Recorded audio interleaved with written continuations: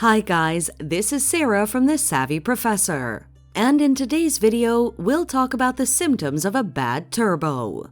A turbo is a small component attached to the vehicle's engine that pushes more air into it to power up the combustion.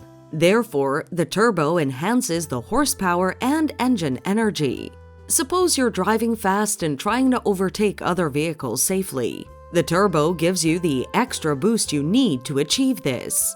Like any other car component, the turbo can go bad, and when this happens, it shouldn't be ignored. So, what are the dangers of a bad turbo? Poor engine performance. If the turbo's not working properly, it can make the engine inefficient and significantly affect its performance. High gas consumption.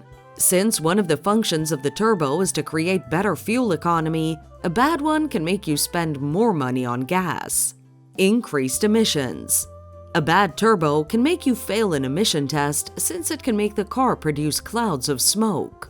Now, what are the common symptoms to look out for? Discolored fumes.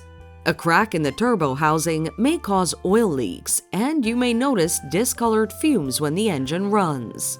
Blinking check engine light. When this light blinks, it usually indicates a problem with the engine, and the problem could be with the turbo. Whining noise.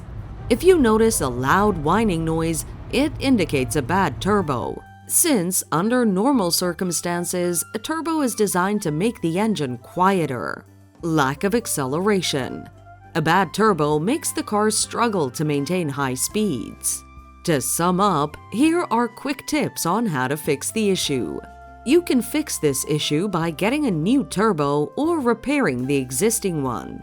Experts recommend replacing a bad turbo rather than repairing it, since a new one will last longer and you can also enjoy a longer warranty with this option. Thanks for watching.